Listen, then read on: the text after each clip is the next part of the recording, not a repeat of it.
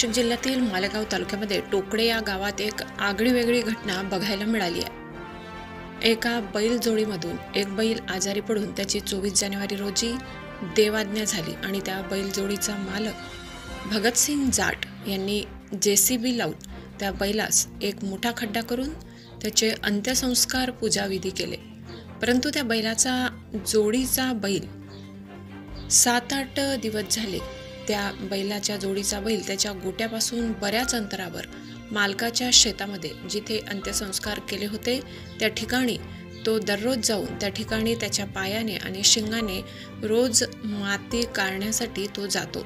याच बैलाचा मालक कैलासवासी शांताराम जाट यांना 2 वर्षापूर्वी अटॅक आल्याने मालकांना देवाज्ञा झाली, परंतु हाच बैल जवळपास 15 दिवस अन्नपाणी व चारा सोडून सतत मालकाच्या घराजवळ बघत होता आणि बैलाच्या डोळ्यातून पाणी वाहत होते।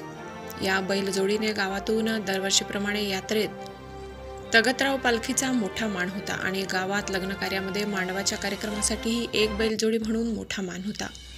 परंतु हा बैल 15 दिवसा अगोदर आजारी पडला।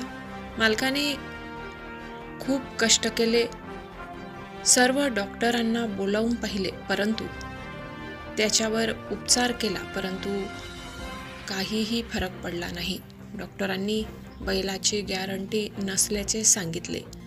त्याच्या पोटात प्लास्टिक कागद खाल्ल्यामुळे पोटात मोठा गड्डा झालेला आहे असे डॉक्टरांनी सांगितले। मालकाने विनंती करून सांगितले की आमच्या बैलाला कितीही पैसे लागले तरी चालेल, परंतु त्याची ऑपरेशनची सोय तुम्ही करा। कदम डॉक्टरसारखे अनुभवी डॉक्टर यांनीही ऑपरेशन यशस्वी होणार नाही असे त्या मालकाला सांगितले। यापुढे सर्वांचा नाईलाज होता।